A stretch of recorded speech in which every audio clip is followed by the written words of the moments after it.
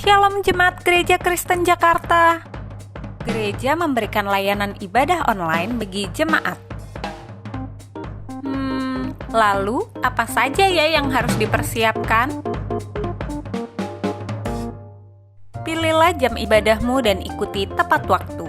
Jangan sampai terlambat ya. Berpakaian rapi dan sopan, seperti kondisi jemaat akan pergi ke gereja. Siapkan Alkitab dan alat tulismu ya. Duduklah dengan posisi yang baik agar tetap fokus. Hindari untuk berbaring ataupun sambil melakukan kegiatan lain di rumah. Berdoalah secara pribadi untuk mempersiapkan hati kita mengikuti ibadah ya. Berpartisipasilah aktif dalam beribadah, seperti ajakan untuk berdiri atau duduk, menyanyikan pujian, dan mendengarkan firman Tuhan dengan tetap fokus. Persembahan dapat jemaat berikan melalui transfer ke rekening gereja lokal masing-masing ya. Ikutilah ibadah online sampai selesai. Mohon bimbingan orang tua untuk dapat mengajak anak merenungkan firman melalui ibadah online sekolah minggu.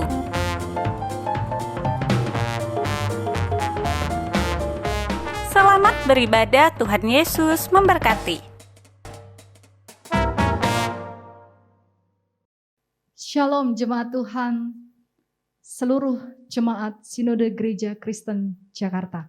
Senang sekali pada hari ini kita boleh bersama-sama kembali berkumpul di tempat kita masing-masing tentunya untuk beribadah kepada Tuhan. Mari bersama-sama saya undang untuk kita berdiri. Kita akan mengawali ibadah kita. Kita mau siapkan hati kita.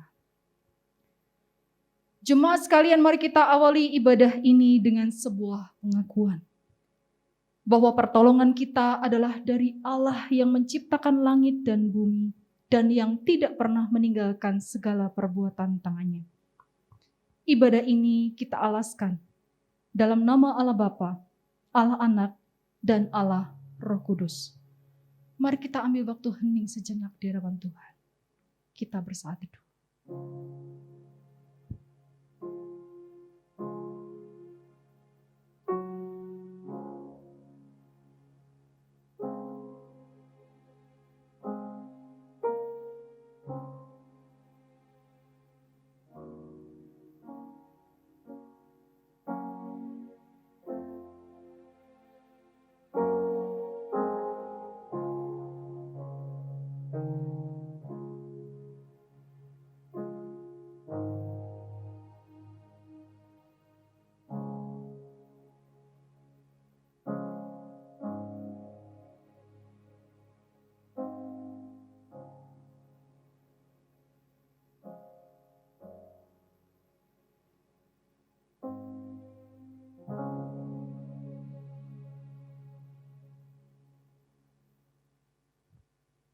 Jemaat sekalian, dengarlah ayat panggilan beribadah kita pada pagi hari ini.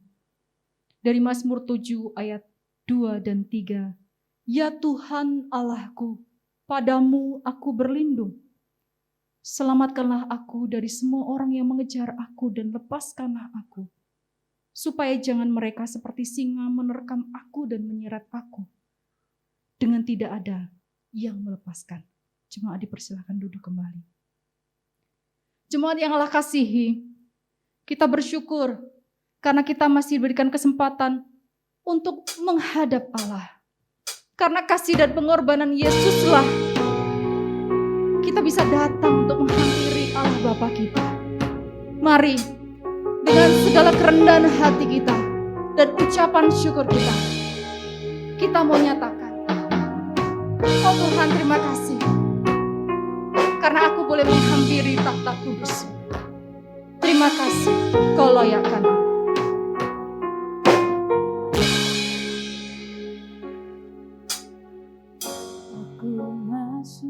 Mari nyatakan ini dengan penuh kesungguhan di hadapan Tuhan. Tempat kudus-Mu, pujian ku naikkan sembah. sembah ku berikan bagimu Allah yang mulia. Kau layakkanku menghampirimu, melihat tata kemuliaan-Mu Tuhan. Pujian ku naikkan, sembah ku berikan bagimu Allah yang mulia. Oleh kuasa darah-Mu Kau telah tebus dosaku, kekudusan-Mu melingkupiku. Kasih-Mu mengalir memulihkan hidupku. Sungguh besar anugerah-Mu, Kau selamatkan hidupku. Ku menjadi ciptaan yang baru oleh kuasa darah-Mu. Terima kasih Tuhan, Kau layakkanku untuk menghampiri-Mu Tuhan. Terima kasih Tuhan, Kau layakkanku menghampiri-Mu, melihat tata kemuliaan-Mu Tuhan. Pujian ku naikkan, sembah ku berikan bagimu Allah yang mulia. Oleh kuasa darah-Mu Kau telah tebus dosaku, kekudusan-Mu melingkupiku.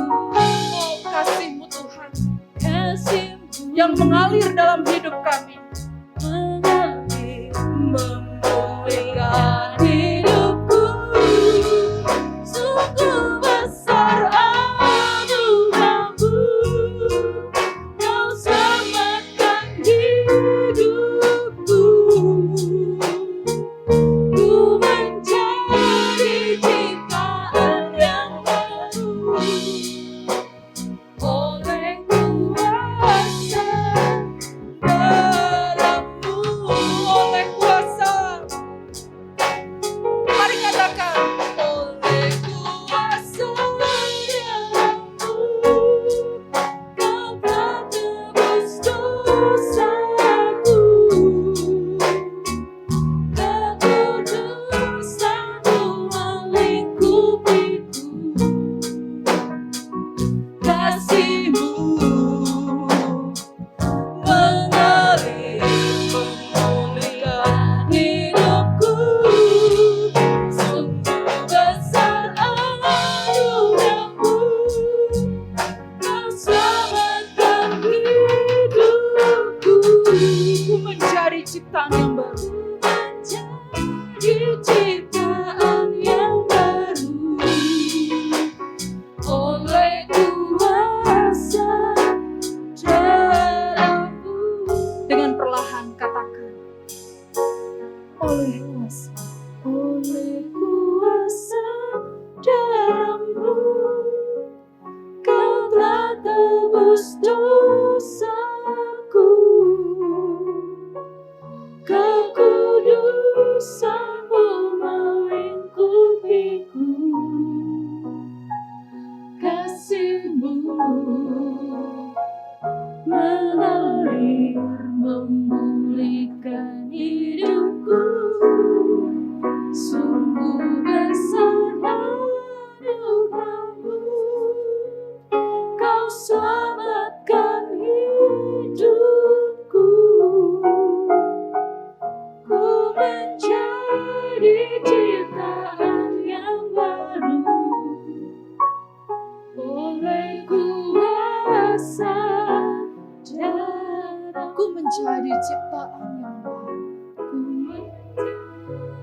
ciptaan yang baru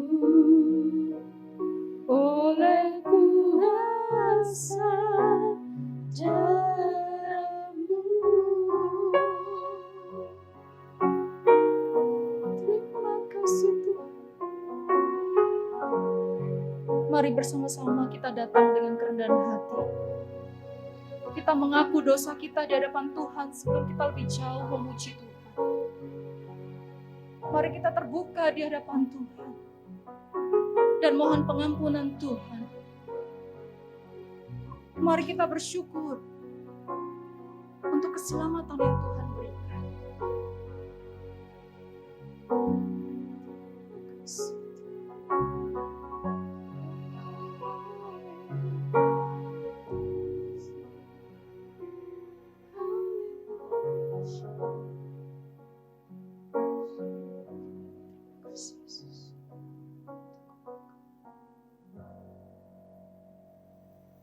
Kami bersyukur Tuhan, karena Engkau adalah Allah yang begitu setia.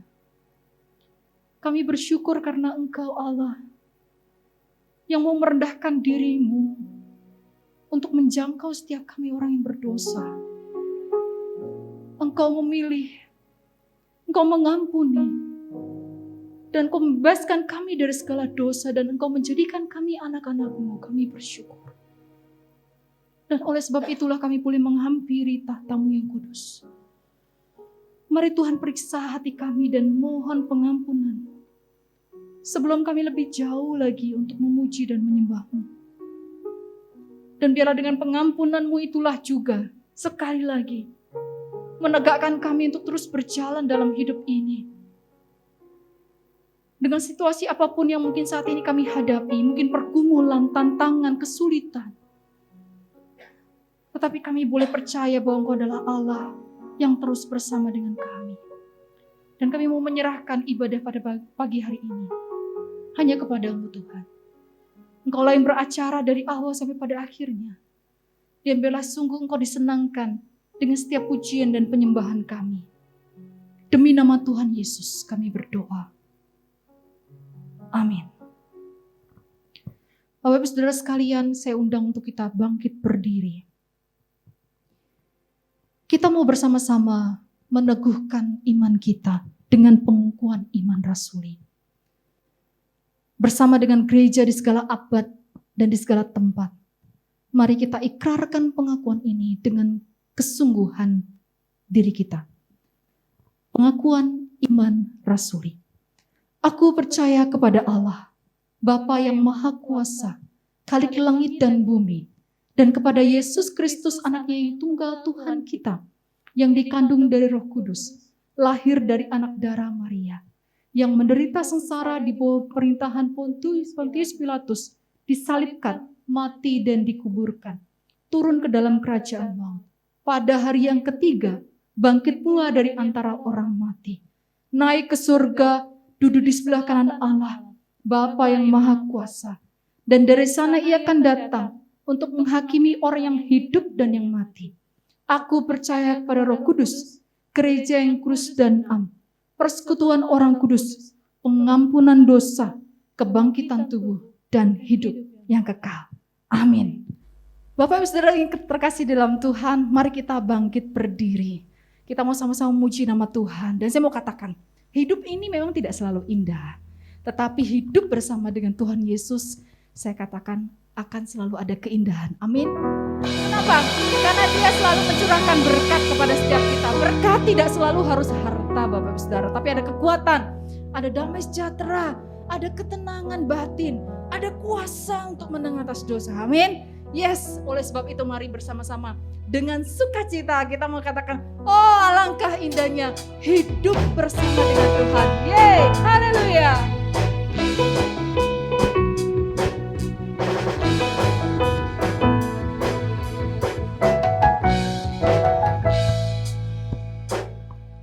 Alangkah indahnya hidup di dalam Tuhan, Dia mencurahkan berkat yang melimpah.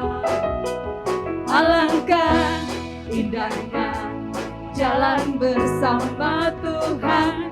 Dia memberikan kuasa untuk menang.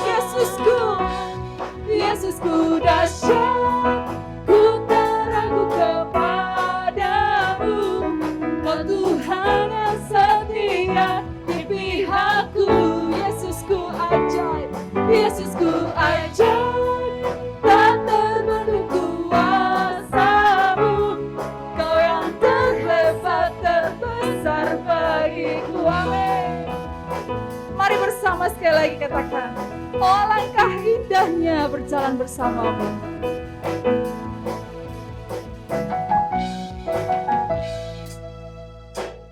Alangkah indahnya hidup di dalam Tuhan. Dia mencurahkan berkat yang melimpah.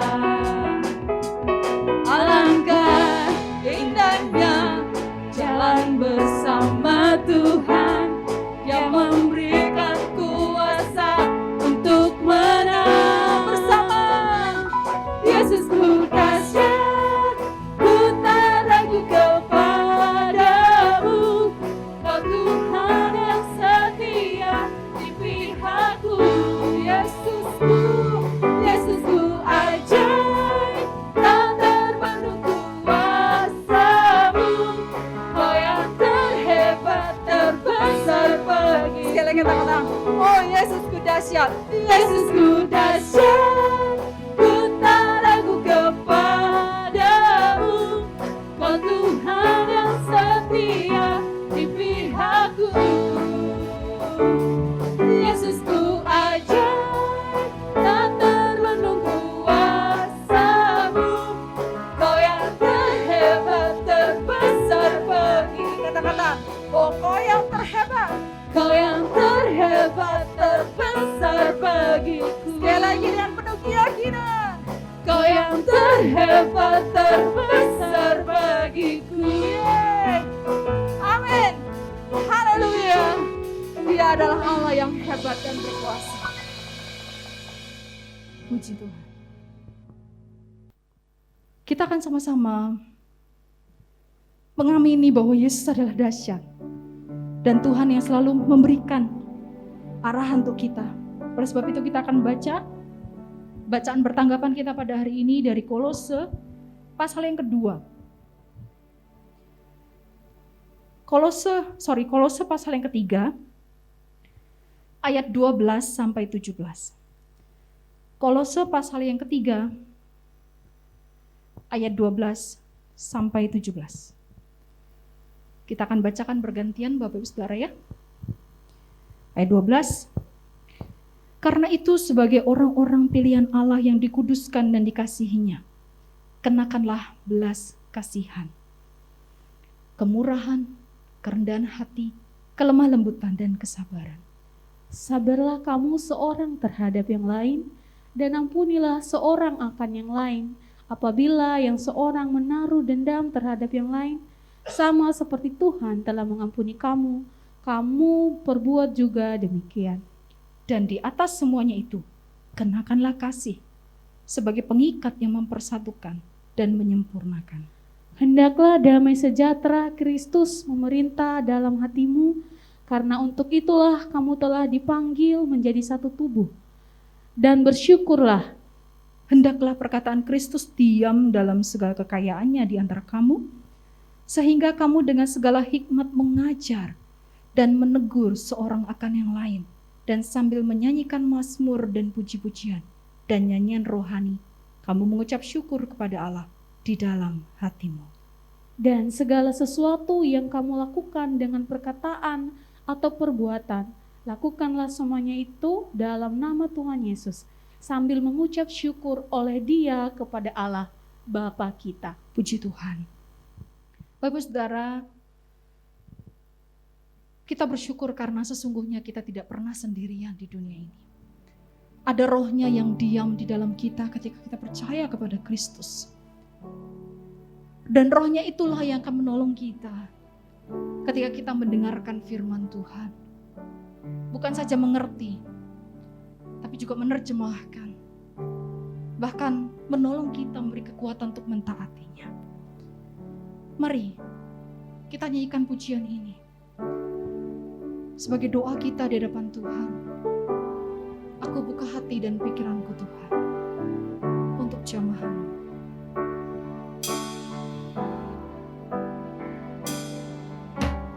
Rohmu yang hidup penuhiku, mengalir dalamku.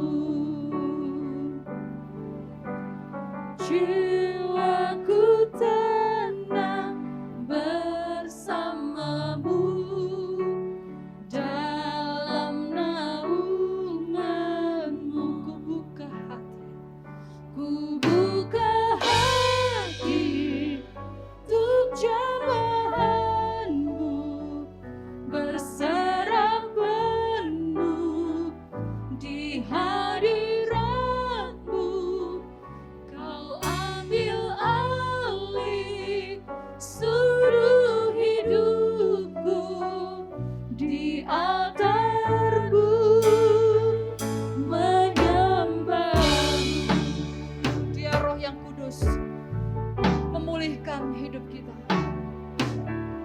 Rohmu yang kudus pulihkanku, Engkaulah damaiku. Ku hidup oleh anugerah-Mu, ku hidup oleh anugerah-Mu yang menyertaiku.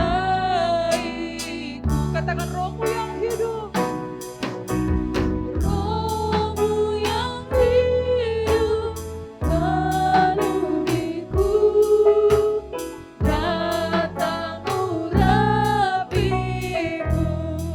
Ku siap Tuhan, ku siap terima olasamu. Hidupku bagimu, hidupku bagimu.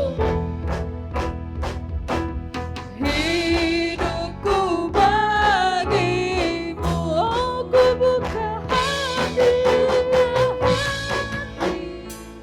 untuk jamahanmu, berserah penuh di hadiratmu. Kau ambil alih seluruh hidupku di altarmu, menyembahmu. Ku buka hati untuk jamahanmu, berserah penuh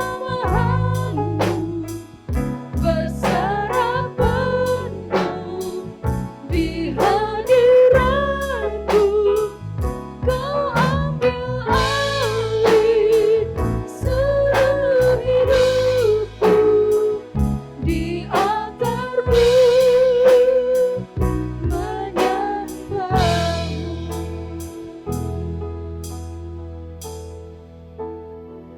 Ku buka hati untuk jamahanmu, berserah penuh di hadiratmu.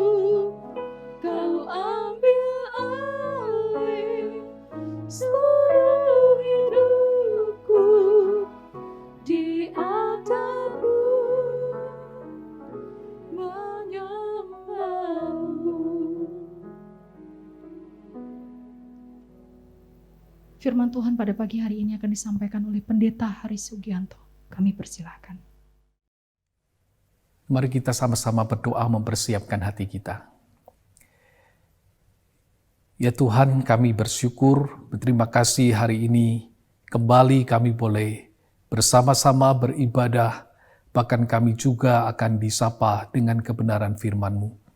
Kami rindu Roh Kudus bekerja di tengah-tengah kami, mengurapi hamba-Mu dalam keterbatasannya berkata-kata, untuk boleh menyampaikan berita firman ini dengan tepat, sebagaimana yang Kau kehendaki.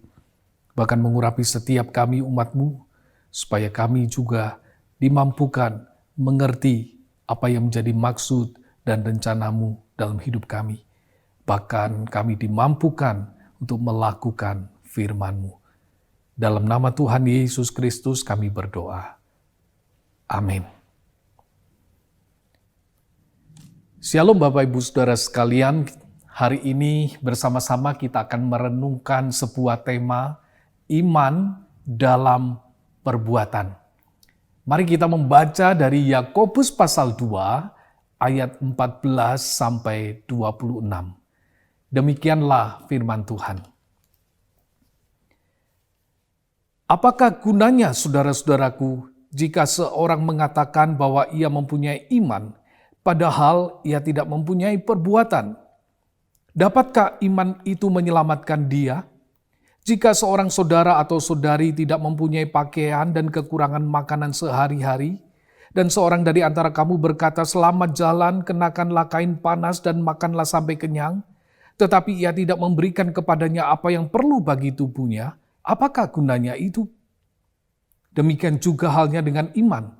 Jika iman itu tidak disertai perbuatan, maka iman itu pada hakikatnya adalah mati. Tetapi mungkin ada orang berkata, "Padamu ada iman dan padaku ada perbuatan."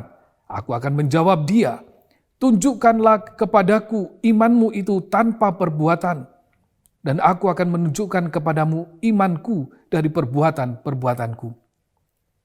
Engkau percaya bahwa hanya ada satu Allah saja, itu baik. Tetapi setan-setan juga percaya akan hal itu dan mereka gemetar. Hei manusia yang bebal, maukah engkau mengakui sekarang bahwa iman tanpa perbuatan adalah iman yang kosong? Bukankah Abraham bapa kita dibenarkan karena perbuatan-perbuatannya ketika ia mempersembahkan Ishak anaknya di atas mezbah? Kamu lihat bahwa iman bekerja sama dengan perbuatan-perbuatan, dan oleh perbuatan-perbuatan itu iman menjadi sempurna. Dengan jalan demikian genaplah nas yang mengatakan, "Lalu percayalah Abraham kepada Allah, maka Allah memperhitungkan hal itu kepadanya sebagai kebenaran." Karena itu Abraham disebut sahabat Allah. Jadi kamu lihat bahwa manusia dibenarkan karena perbuatan-perbuatannya dan bukan hanya karena iman. Dan bukankah demikian juga Rahab pelacur itu dibenarkan karena perbuatan-perbuatannya? Ketika ia menyembunyikan orang-orang yang disuruh itu di dalam rumahnya, lalu menolong mereka lolos melalui jalan yang lain.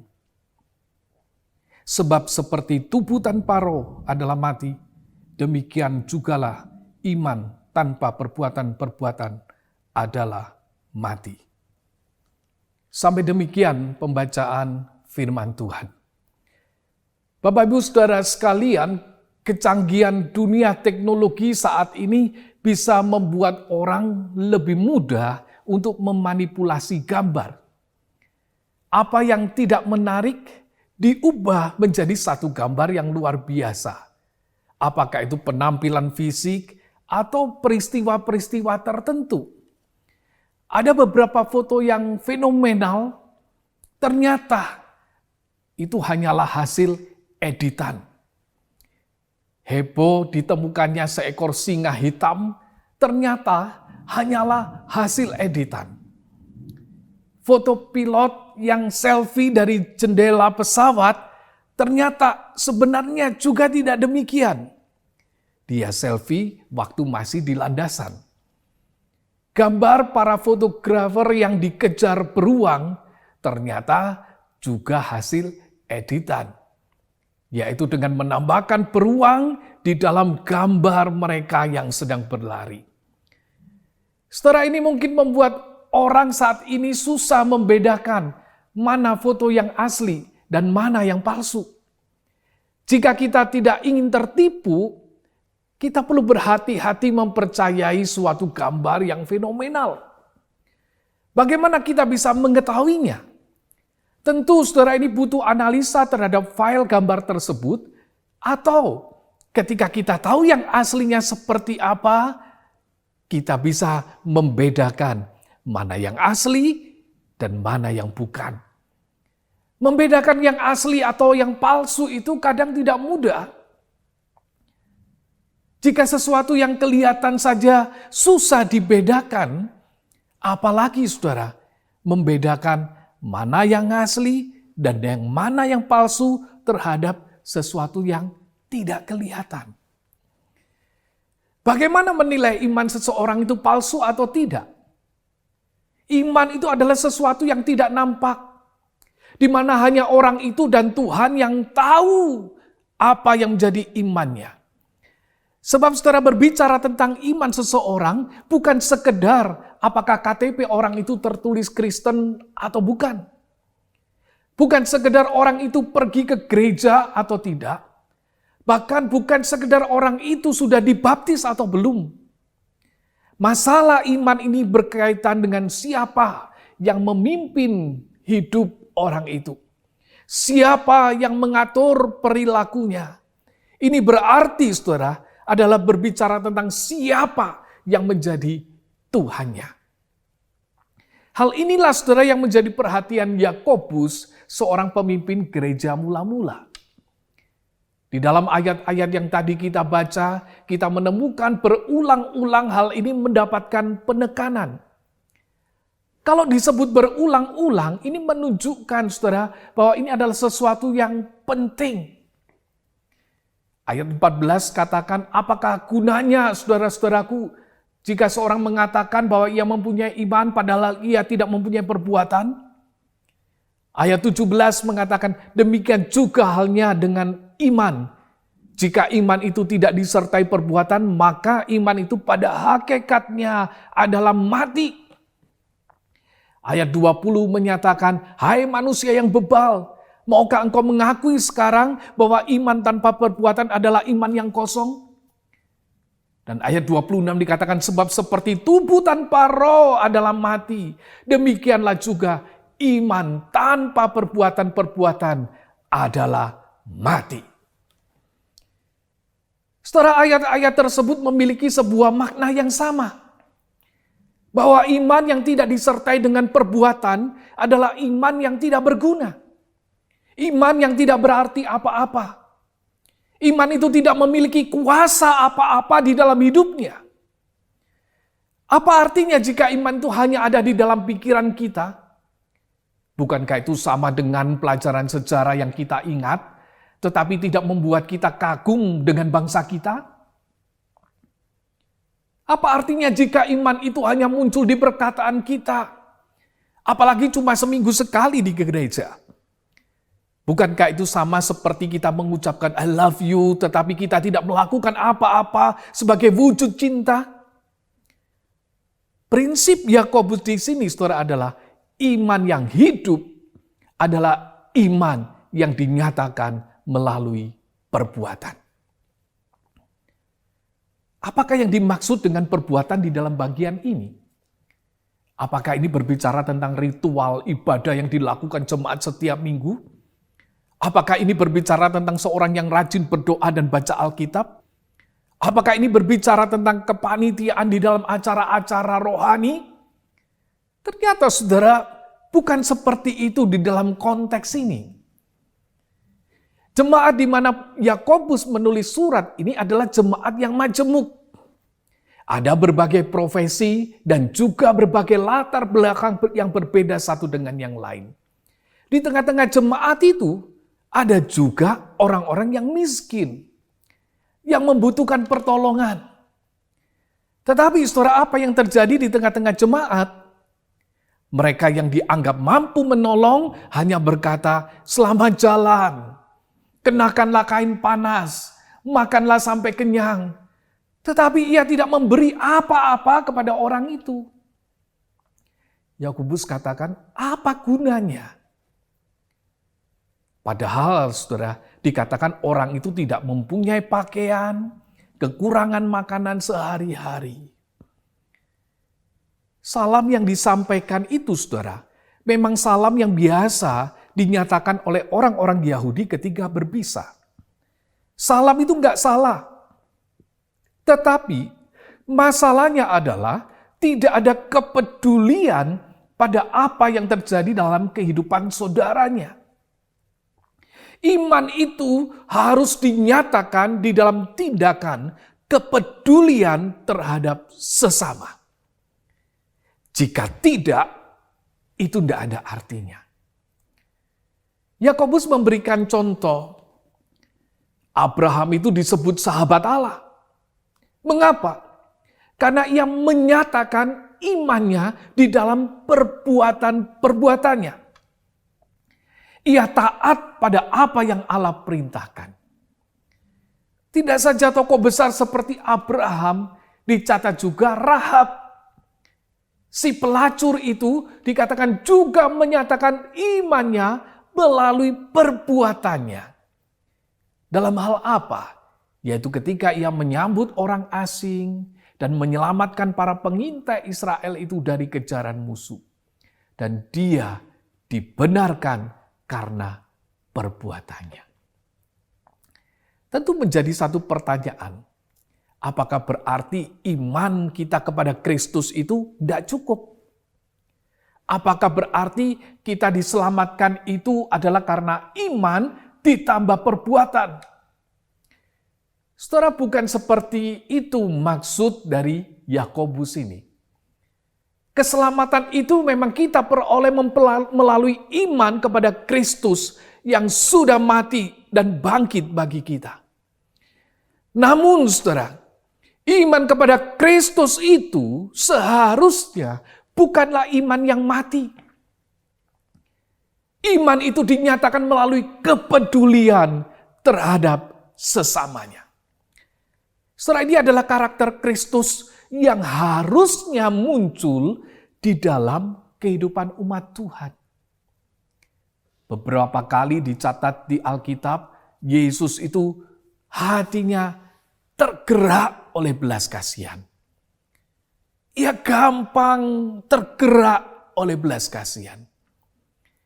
Sebelum Yesus memberi makan 4.000 orang, Matius mencatat Yesus itu memanggil murid-muridnya dan berkata, hatiku tergerak oleh belas kasihan kepada orang banyak itu. Sudah 3 hari mereka mengikuti aku. Mereka tidak punya makanan. Aku tidak mau menyuruh mereka pulang dengan lapar. Nanti mereka pingsan di jalan. Setelah hati Yesus adalah hati yang peduli dengan orang-orang yang mengikutinya. Hatinya tergerak oleh belas kasihan. Bahkan ketika Yesus memberikan gambaran tentang penghakiman terakhir, dia menyatakan di dalam Matius pasal 25. Dikatakan ia akan memisahkan mereka seorang daripada seorang. Seperti gembala itu memisahkan domba dari kambing. Ia akan menempatkan domba-domba di sebelah kanannya dan kambing-kambing di sebelah kirinya. Dan kemudian dicatat raja itu akan berkata kepada mereka yang di sebelah kanannya, para domba itu, mari hai kamu yang diberkati oleh Bapakku, terimalah kerajaan yang disediakan bagimu sejak dunia dijadikan. Mengapa? Dikatakan sebab ketika aku lapar, kamu memberi aku makan. Ketika aku haus, kamu memberi aku minum. Ketika aku seorang asing, kamu memberi aku tumpangan. Ketika aku telanjang, kamu memberi aku pakaian. Ketika aku sakit, kamu melawat aku. Ketika aku di dalam penjara, kamu mengunjungi aku. Oh, dikatakan saudara, orang-orang benar itu akan menjawab, dia itu katanya, Tuhan, kapan kami melihat engkau lapar? Dan kami memberi engkau makan. Atau kapan kami melihat engkau haus dan kami memberi engkau minum? Kapan kami melihat engkau sebagai orang asing dan kami memberi engkau tumpangan? Kapan kami melihat engkau telanjang dan kami memberi engkau pakaian? Bila manakah kami melihat engkau sakit atau dalam penjara dan kami itu mengunjungi engkau? Dan raja itu akan menjawab mereka, katanya, aku berkata kepadamu, sesungguhnya segala sesuatu yang kamu lakukan untuk salah seorang dari saudaraku yang paling hina ini, kamu telah melakukannya untuk aku. Tanda iman itu saudara, dinyatakan melalui kepedulian kita kepada sesama. Tuhan itu melihat dan menantikan umatnya itu memiliki hati yang peduli kepada sesamanya. Saudara, sekitar tahun 1950-an, seorang pendeta yang bernama Everett Swenson, dia terbang dari Chicago ke Korea Selatan untuk melayani pasukan Amerika yang berperang di dalam perang Korea. Selama berada di sana, ia merasa terganggu dengan melihat pemandangan ratusan anak yatim yang hidup di jalanan, ditinggalkan oleh orang tuanya dan diabaikan oleh masyarakat.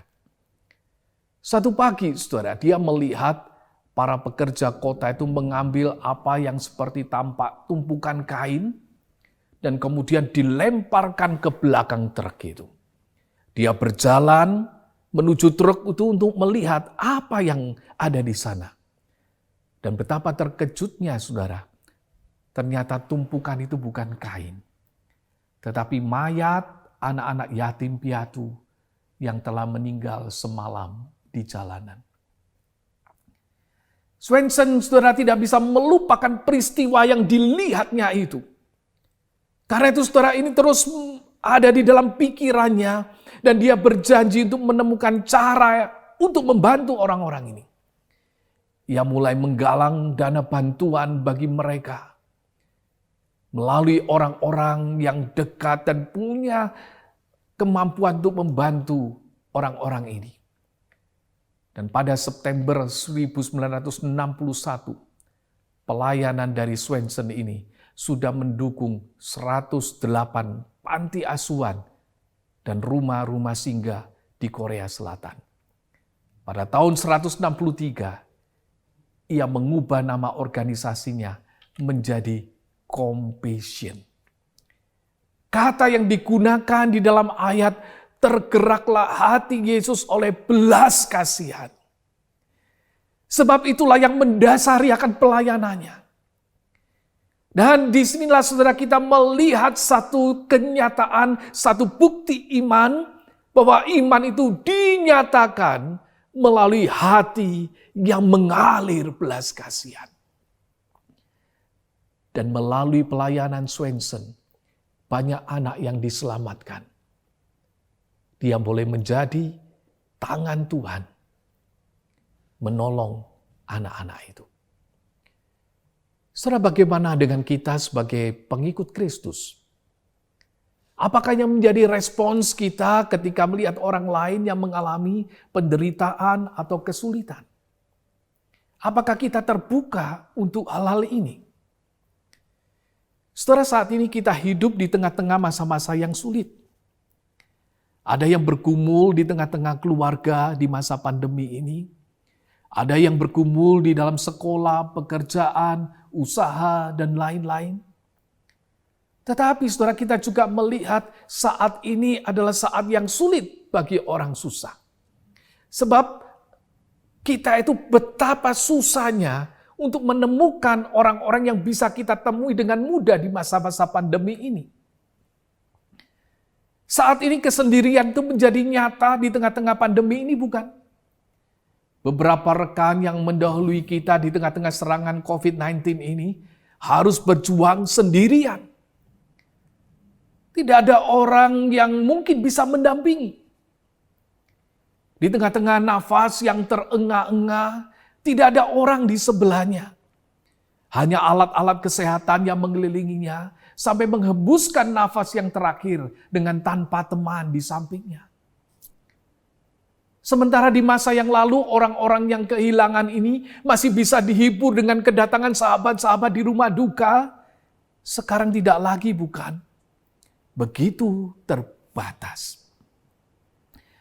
Krisis yang terjadi di tengah-tengah pandemi ini, saudara, tidak saja krisis kesehatan, krisis ekonomi, krisis sosial, tetapi yang saya khawatirkan, saudara, adalah juga krisis kepedulian. Kita sudah merasa diri kita jadi korban pandemi. Kita sudah merasa susah. Masakan harus mikirin orang lain lagi. Kita sudah merasa kita juga menjadi imbas dari kesulitan yang ada. Dan kita merasa tidak harus peduli lagi dengan orang lain. Saudara, di masa-masa yang seperti inilah Tuhan menantikan umatnya menyatakan iman melalui perbuatannya. Selama Tuhan masih memberikan berkat, biarlah kita boleh terus ingat bagi mereka yang membutuhkan. Selama Tuhan itu memberikan kita kekuatan, biarlah kita boleh menopang saudara-saudara kita yang lemah. Selama Tuhan itu memberikan hidup, biarlah kita itu juga terbuka untuk orang-orang di sekitar kita. Saudara, jangan sampai slogan menjaga jarak membuat kita betul-betul menjadi terpisah dengan orang-orang di sekitar kita. Kita mungkin tidak bisa berdekatan secara fisik, tetapi marilah kita boleh tetap saling memperhatikan satu dengan yang lain. Di tengah-tengah situasi yang tidak mudah ini, yang terjadi di dalam kehidupan masyarakat kita, bahkan juga mungkin terjadi di tengah-tengah jemaat di mana kita sama-sama berbakti. Saudara dan saya dipanggil untuk menyatakan iman melalui kepedulian kepada orang-orang yang membutuhkan. Bukan sekedar menaikkan doa, tetapi juga boleh turun tangan untuk mereka. Allah ingin memakai saudara dan saya untuk menjadi kepanjangan tangan Tuhan. Biarlah orang-orang di sekitar kita boleh merasakan tangan Tuhan melalui tangan kita. Mereka boleh merasakan berkat Tuhan melalui berkat yang kita berikan. Mereka boleh merasakan kekuatan Tuhan melalui penghiburan yang kita berikan. Dan boleh merasakan kasih Tuhan melalui kasih yang kita bagikan. Kiranya Tuhan menolong saudara dan saya, supaya iman yang kita miliki boleh nyata dan sempurna melalui perhatian kita kepada orang-orang yang ada di sekitar kita. Amin.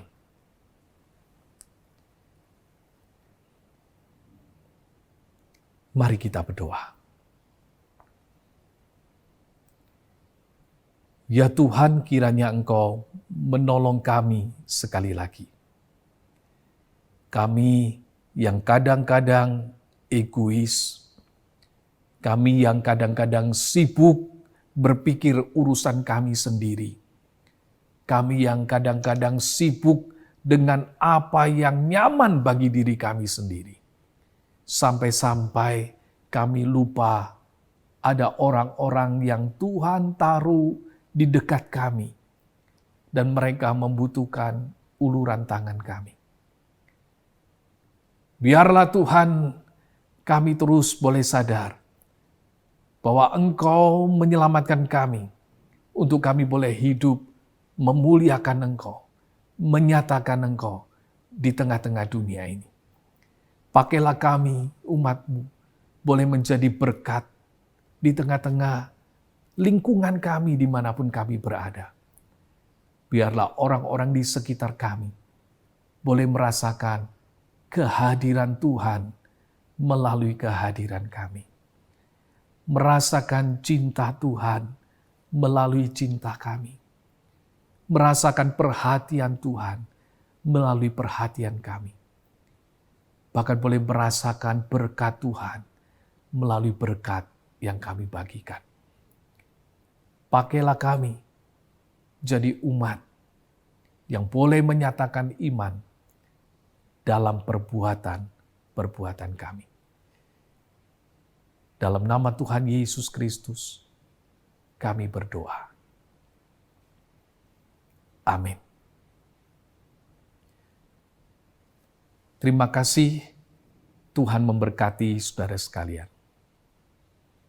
Terima kasih kepada Pendeta Hari Sugianto yang telah menyampaikan firman Tuhan. Tuhan memberkati pelayanan Bapak dan seluruh keluarga.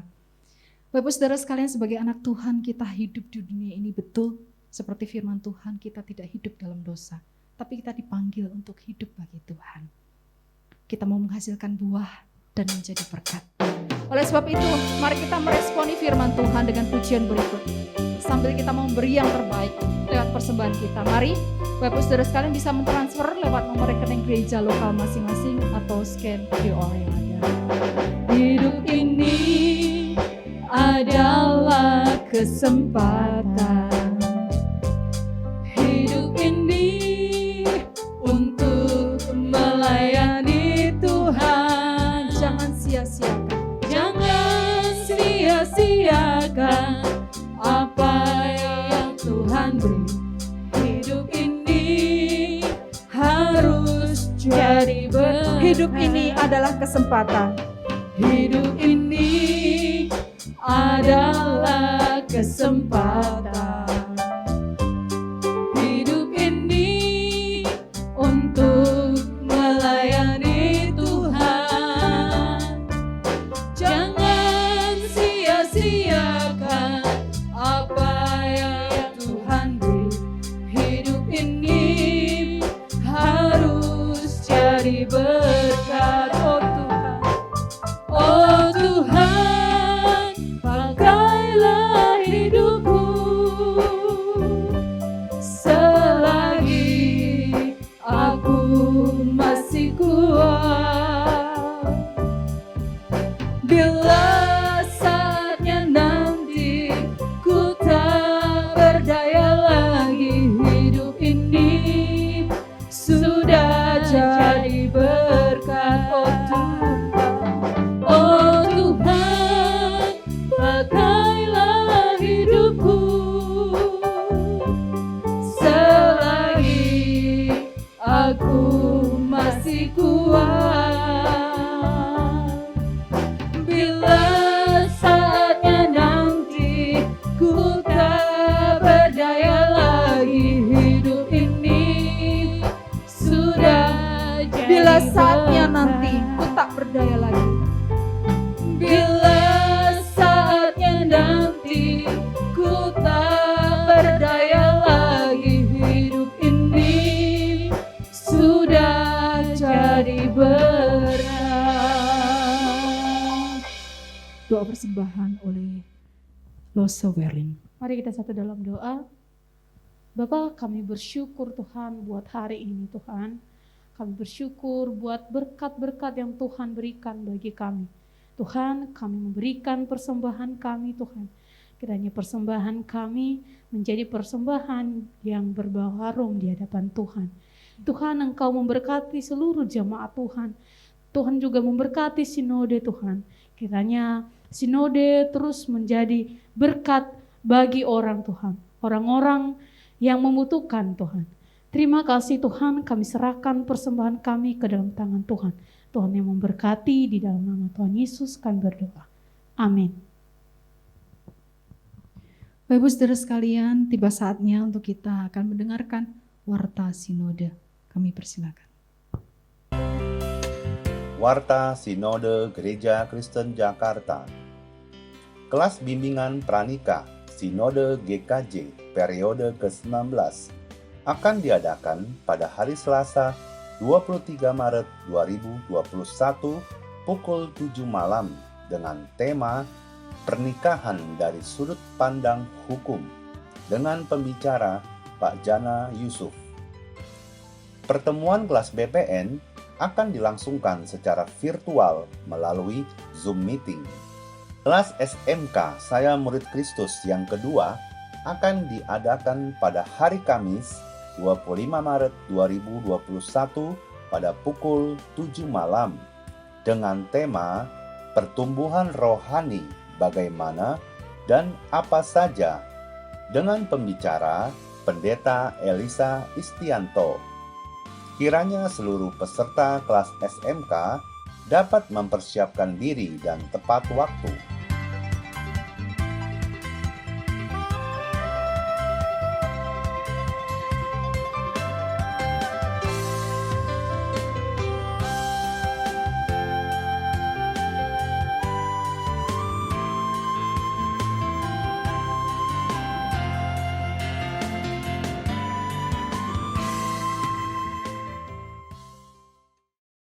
Demikianlah warta sinode.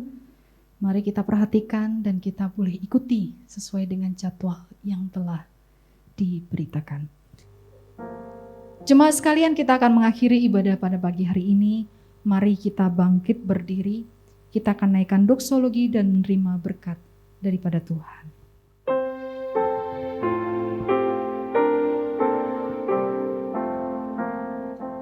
Puji Allah Bapa Putra, puji Allah Roh Kudus, ketiganya yang esa.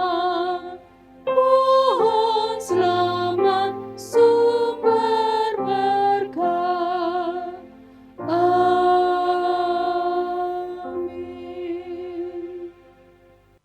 Jemaat Gereja Kristen Jakarta yang dikasihi Tuhan, kiranya iman kita semakin mengakar di dalam Kristus, namun sikap dan perbuatan kita semakin nyata dan menjadi berkat bagi orang lain hari lepas hari.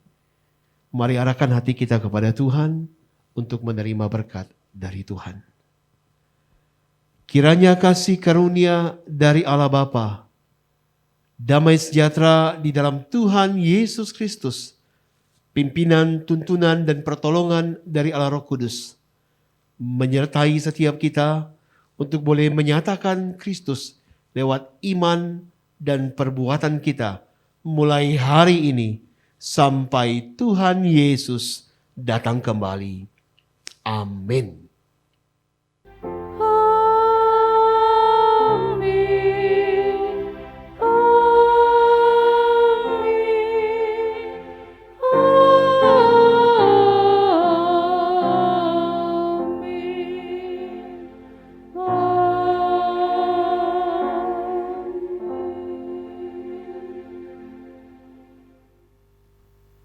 Demikian ibadah kita pada hari ini. Selamat hari Minggu. Tuhan Yesus memberkati.